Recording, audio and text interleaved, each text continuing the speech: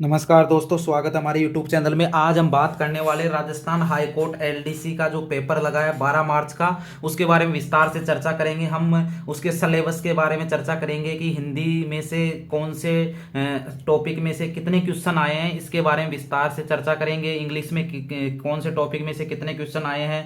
आपको जो 19 मार्च को होने वाला पेपर है एलडीसी हाई कोर्ट का, उसके बारे में कौन से टॉपिक को ज़्यादा देख कर जाना है, किस में से कितने क्वेश्चन आने की संभावना है, इसके बारे में विस्तार से चर्चा करेंगे। तो सबसे पहले हम देखते हैं कि जो एलडीसी हाईकोर्ट का पेपर लगा उसके बारे में चर्चा करें तो पेपर अच्छा था, मतलब कि पेपर का लेवल अच्छा कह सकते हैं हाईकोर्ट एलडीसी के हिसाब से।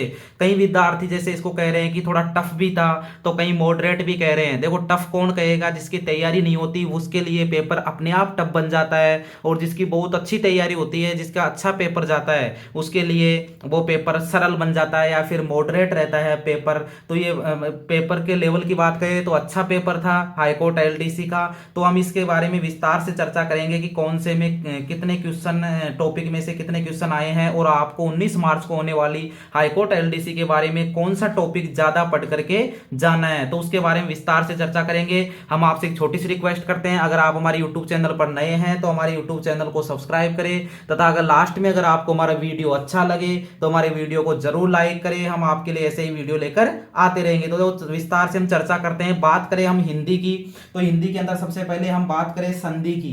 तो देखो, हाईकोर्ट एलडीसी में संधि में से जो क्वेश्चन पूछे गए हैं उन क्वेश्चनों की संख्या थी 5 क्वेश्चन आपके संधि में से पूछे गए हैं। हाईकोर्ट एलडीसी का जो पेपर लगा 12 मार्च को, उसमें संधि में से 5 क्वेश्चन पूछे गए हैं। बात करें हम समास की, तो समास में से 3 क्वेश्चन पूछे गए हैं। हाईकोर्ट एलडीसी का जो 12 मार्च को पेपर लगा उसमें से 3 क्वेश्चन पूछे गए हैं हाईकोर्ट एलडीसी के अंदर, समास के अंदर से।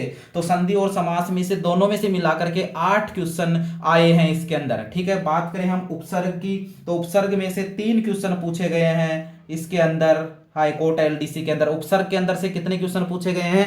3 क्वेश्चन पूछे गए हैं उपसर्ग के अंदर से। बात करें हम प्रत्यय की, तो प्रत्यय में से देखो 4 क्वेश्चन पूछे गए हैं इसके अंदर, इस टॉपिक में से।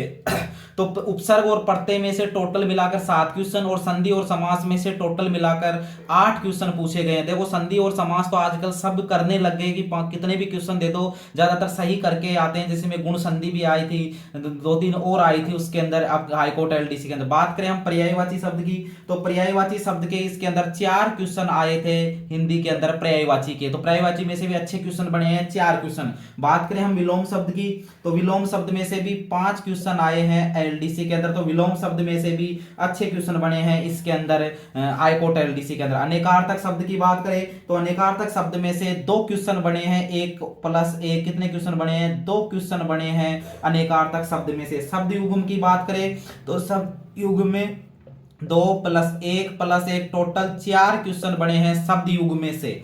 तो शब्द युग्म में से भी अच्छे क्वेश्चन बने हैं, 4 क्वेश्चन बने हैं। अनेकार्थक शब्द में से 2 क्वेश्चन बने हैं। शब्द शुद्धि, देखो शब्द शुद्धि का आजकल हर जगह क्वेश्चन आता है, हर एग्जाम में आता है। तो इसके अंदर से भी 2 क्वेश्चन पूछे गए हैं शब्द शुद्धि में से भी हाईकोर्ट एलडीसी में। बात करें हम वाक्य शुद्धि की, तो शब्द शुद्धि की 2 क्वेश्चन नहीं है, शब्द शुद्धि के अंदर है आपके टोटल 4 क्वेश्चन पूछे गए हैं शब्द शुद्धि के अंदर। कितने क्वेश्चन पूछे गए हैं? 4 क्वेश्चन पूछे गए हैं। और वाक्य शुद्धि के लिए आपके इसके अंदर 2 क्वेश्चन पूछे गए हैं वाक्य शुद्धि के लिए। ठीक है। हम बात करें वाच्य की, तो वाच्य के बारे में 2 क्वेश्चन पूछे गए हैं वाच्य में, और वो भी कौन सा पूछा गया है? क्रम वाच्य के बारे में 2 क्वेश्चन पूछे गए हैं इसके अंदर हाईकोर्ट एलडीसी के अंदर। क्रम वाच्य के संबंधित वाच्य से 2 क्वेश्चन हो गए। बात करें हम सार्थक शब्द की,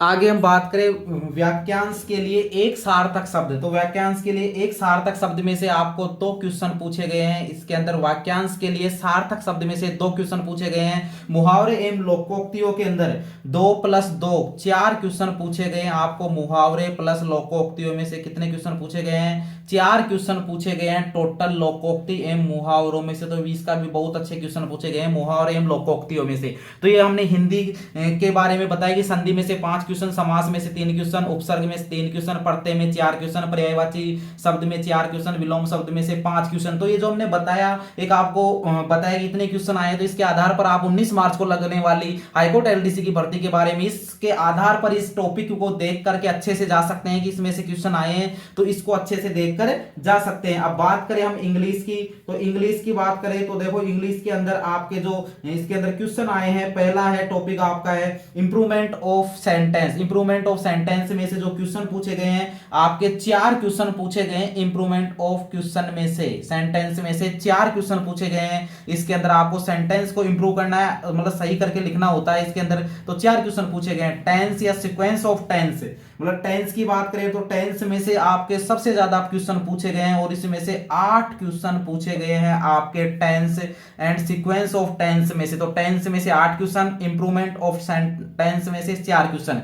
active and passive, active and passive की बात करें तो आप इसके अंदर से वॉइस में से 4 क्वेश्चन पूछे गए हैं आपके एक्टिव एंड पैसिव में। तो आप 19 मार्च के लिए एक्टिव एंड पैसिव को अच्छी तरह देखकर जा सकते हैं। टेंस को भी बहुत अच्छी तरह देखकर जा सकते हैं। 8 क्वेश्चन पूछे गए हैं इसके अंदर। नरेशन, डायरेक्ट एंड इनडायरेक्ट की बात करें तो डायरेक्ट इनडायरेक्ट में से भी 5 क्वेश्चन पूछे गए हैं आपके इसके अंदर। डायरेक्ट इनडायरेक्ट में तो पैसिव वॉइस और डायरेक्ट इनडायरेक्ट में हम मान सकते हैं कि 9 से 10 क्वेश्चन पूछने की पूरी संभावना है, क्योंकि 4 क्वेश्चन तो एक्टिव पैसिव में और 5 क्वेश्चन नरेशन में। ट्रांसफॉर्मेशन ऑफ सेंटेंस की बात करें तो ट्रांसफॉर्मेशन ऑफ सेंटेंस में 2+2 मतलब 2+2 कितने, टोटल कितने क्वेश्चन पूछे गए हैं? 4 क्वेश्चन पूछे गए हैं ट्रांसफॉर्मेशन ऑफ सेंटेंस में से। कितने क्वेश्चन पूछे गए हैं? 4 क्वेश्चन। हम बात करें आर्टिकल, डिटरमिन और प्रीपोजिशन की।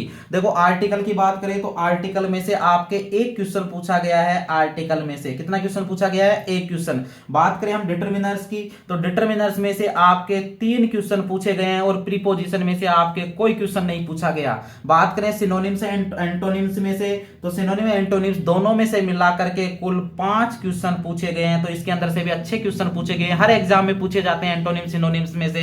बात करें हम वन वर्ड सब्स्टिट्यूशन की तो वन वर्ड सब्स्टिट्यूशन में से भी देखो बहुत अच्छे पूछे गए हैं। 5 क्वेश्चन पूछे गए हैं वन वर्ड सब्स्टिट्यूशन में से। तो आप वन वर्ड सब्स्टिट्यूशन को या वन वर्ड को भी बहुत अच्छे से देख के जा सकते हैं। एंटोनिम सिनोनिम्स में भी जो मोस्ट आए हुए एग्जाम में उनको देख कर जा सकते हैं। बाकी बहुत सारे होते हैं, इनको याद करना बहुत कठिन होता है, बाकी आप याद भी कर सकते हो। प्रीफिक्स एंड सफिक्स की बात करें तो प्रीफिक्स और सफिक्स दोनों में से भी 5 क्वेश्चन पूछे गए हैं। प्रीफिक्स और सफिक्स में से भी तो ये प्रीफिक्स और ये प्रत्यय और उपसर्ग होता है, इसी में से दोनों में से इंग्लिश में प्रीफिक्स एंड सफिक्स होते हैं। तो 5 क्वेश्चन पूछे गए हैं आपको प्रीफिक्स एंड सफिक्स में से। कंफ्यूजन वर्ड में से बात करें तो कंफ्यूजन वर्ड में से कोई क्वेश्चन नहीं पूछा गया आपको। ईडियम एंड फ्रेज में से बात करें, ईडियम फ्रेज में से 4 क्वेश्चन पूछे गए आपको ईडियम एंड फ्रेज में से। तो ये हमने आपको इंग्लिश के बारे में बताया कि आप इंग्लिश में कौन सा टॉपिक किस हिसाब से कितना देखकर जा सकते हो। आपको बहुत कुछ आइडिया लग जाएंगे कि 19 मार्च वाले बच्चे भी यही इंतजार कर रहे थे कि हाई कोर्ट एलडीसी तो 12 मार्च को लगेगा। पहला पेपर जो पहली पारी में इसके अंदर जो 12 मार्च को उसका कैसा पेपर आता है, इसमें से कितने क्वेश्चन आते हैं, तो उसके बारे में ये हमने इसको आपको बताया। अब बात करें हम जीके एवं करंट अफेयर्स की तो जीके एवं करंट अफेयर्स की बात करें तो देखो इंटरनेशनल, नेशनल और राजस्थान करंट अफेयर्स की बात करें तो टोटल 21 क्वेश्चन पूछे गए हैं। किसमें से? करंट अफेयर्स में से, जिसमें से 4 क्वेश्चन तो राजस्थान जीके के पूछे गए हैं। कितने क्वेश्चन पूछे गए हैं? 4 क्वेश्चन राजस्थान जीके के और 17 क्वेश्चन नेशनल और इंटरनेशनल लेवल की जो करंट अफेयर्स थी उसके बारे में पूछा गया। अब आपको बता दें कि क्या पढ़ के जाना आपको। देखो एक तो आपको सबसे पहले चर्चित व्यक्ति पढ़ करके जाना है, जो भारत के चर्चित व्यक्ति है पिछले 3-4 महीने में, जो या जितना आपने अब तक पढ़ा है उसमें से कम 4 महीने या 3 से 4 महीने में जो चर्चित व्यक्ति रहे उनके बारे में पढ़ के जाना है। बात करें हम प्रमुख पदाधिकारियों या राजनेताओं के बारे में तो प्रमुख पदाधिकारियों या राजनेताओं के बारे में भी आपको विस्तार से पढ़ करके जाना है, क्योंकि इनमें से भी क्वेश्चन बनने के पूरे चांस है। पद्म पुरस्कार की बात करें तो पद्म पुरस्कार में से भी क्वेश्चन आए और आपको इसको और अच्छी तरह से पढ़ के जाना है। 19 मार्च वाले बच्चों के लिए बहुत ही महत्वपूर्ण जानकारी मैं बता रहा हूं आपके लिए कि किस हिसाब से आपको क्या पेपर में किस हिसाब से पढ़ के जाना है। बात चर्चित व्यक्ति तो ये भी आपको चर्चित व्यक्ति है वो भी पढ़ के जाना है, जो विश्व से संबंधित हो, राजस्थान से संबंधित हो। बात करें हम फीफा वर्ल्ड कप की तो फीफा वर्ल्ड कप में से भी देखो क्वेश्चन पूछे गए, तो आपको फीफा वर्ल्ड कप के बारे में भी पढ़ करके जाना है कि इसके अंदर जो भी आपने अब तक तैयार किया है उसको और अच्छे से पढ़ के जाना है फीफा वर्ल्ड कप की। देखो हम आगे और बात करें तो आपको जीके के अंदर कौन सा टॉपिक पढ़ के जाना है, तो हम पर्यटन स्थल से भी देखो आपके जीके में क्वेश्चन पूछे गए, तो आपको पर्यटन स्थल जो सर्किट है उसको भी पढ़ के जाना है। राजीव गांधी खेल पुरस्कार, जो राजीव गांधी खेल पुरस्कार है इसके बारे में भी पढ़ के जाना है। जो राजीव गांधी ओलंपिक खेल चले हैं उनके बारे में भी पढ़ के जाना है, उसमें से क्वेश्चन पूछे गए। डीआरडीओ प्लस इसरो, दोनों को भी आपको देखकर जाना है, डीआरडीओ प्लस इसरो। ऐसे सुप्रीम कोर्ट, हाई कोर्ट और जिला न्यायालय है, इसको भी बहुत अच्छे से आपको देख के जाना है, इसके अंदर से भी क्वेश्चन पूछे गए हैं। राजमार्ग की बात करें तो राजमार्ग के बारे में भी आपको पूछा गया, तो राजमार्ग को भी आपको पढ़ करके जाना है। बात करें हम दुर्ग की, तो दुर्ग जो करंट अफेयर्स, वो सॉरी जो राजस्थान जीके में जो दुर्ग है उसको भी आपको पढ़ के जाना है कि कौन सा दुर्ग कहाँ है, किसको किस नाम से जाना जाता है। राजस्थान का एकीकरण को तो हर एग्जाम में पूछा जाता है, तो राजस्थान के एकीकरण को भी आपको बहुत अच्छे से देख कर जाना है। ऐसे ही जो राजस्थान की प्रमुख चोटियां हैं उनका क्रम, अवरोही आरोही, कौन सी चोटी किस जिले में स्थित है उसके बारे में, अरावली पर्वतमाला में कौन सी है, विंध्याचल में कौन सी है, तो इसके बारे में भी चोटी के बारे में पढ़ के जाना है। और राजस्थान की प्रमुख मृदाएं, देखो मृदाओं से भी क्वेश्चन पूछा गया है। ऐसे ही राजस्थान में सीमेंट उद्योग है, जो सीमेंट कारखाने कहाँ कहाँ लगे हुए हैं, कौन सा सीमेंट कारखाना कब लगाया गया है, तो इसके बारे में भी जो मिलान वाले क्वेश्चन होते हैं वो पूछे जाते हैं। जनगणना की बात करें तो जनगणना तो देखो हर क्वेश्चन एग्जाम में आती है, तो जनगणना की आपको पूछ जाना है कि किसका घनत्व ज्यादा है, किसका कम है, कौन से जिले का ज्यादा है, इसके बारे में सबके बारे में पढ़ के जाना आपको। जनगणना के बारे में खनिज पेट्रोलियम है तो खनिज पेट्रोलियम के बारे में भी पढ़ के जाना है कि किस क्षेत्र में कौन सा खनिज पेट्रोलियम पाया जाता है। बात करें हम पुरस्कार की, तो पुरस्कारों के बारे में भी पढ़ करके आपको जाना है। तो ये हमने आपको हाईकोर्ट एलडीसी के बारे में विस्तार से बताया कि किस में क्या पढ़ करके जाना है। तो आप इसके आधार पर भी 19 मार्च को लगने वाले पेपर की बहुत अच्छी तैयारी कर करके जा सकते हैं। ये आपको एक बेस मिल गया कि इसमें से कितने क्वेश्चन पूछे जा रहे हैं, तो उसके आधार पर तैयारी कर सकते हैं। अगर आपको हमारे चैनल पर नए हैं तो हमारे चैनल को जरूर सब्सक्राइब करें, और आपको हमारा वीडियो अच्छा लगे तो हमारे वीडियो को जरूर लाइक करें। ओके, धन्यवाद।